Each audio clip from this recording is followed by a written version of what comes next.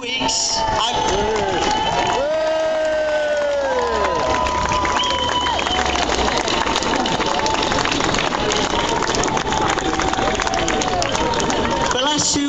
I've been the press representative for the occupation at Leeds Uni, and for the role I played in that campaign, I've been the victim of a campaign of intimidation by the police.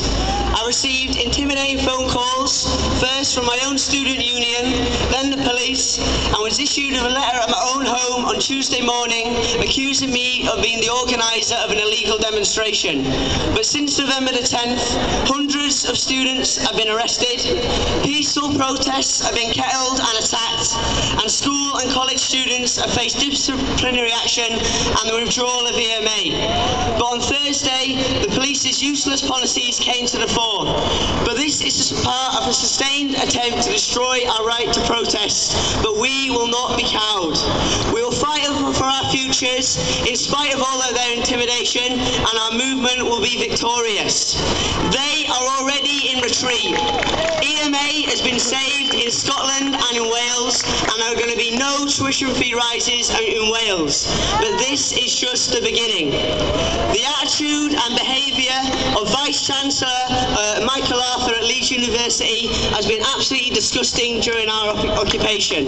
He has refused to respond to any of our reasonable demands.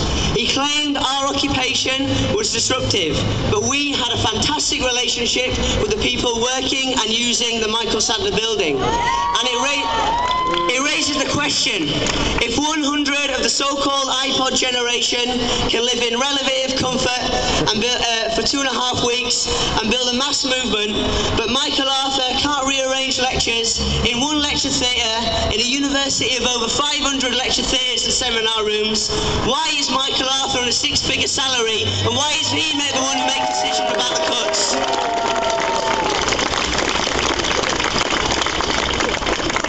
On Thursday, the politicians of big business voted to triple our tuition fees and in one swift motion deny young people the right to a decent future. But this fight is not over. Thatcher's hated poll tax became law 3 years before it was defeated. And we'll be back in the new year with added anger, with added zeal, and with added determination to defeat this government.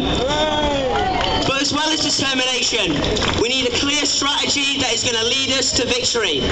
After Christmas, we need to escalate the student struggle with a national student strike and complete education shutdown in the new year.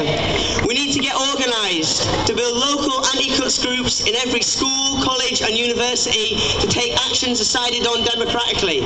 If we want to win though, we need to look wider than ourselves, to unite with others who share our struggle.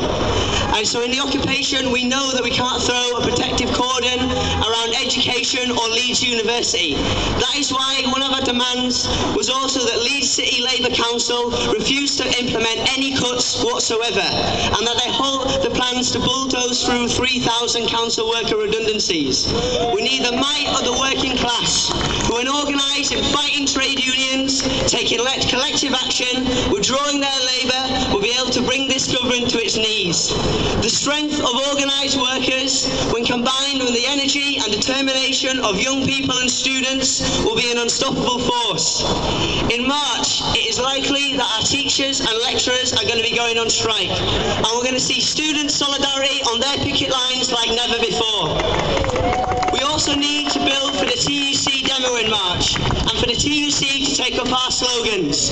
No to sky-high tuition fees, save EMA for free education for all. But these cuts are not inevitable and they are not necessary. And in the new year, when workers unite with students in mass action against the cuts, we can break this hated condemned coalition and do away with their failed austerity agenda once and for all.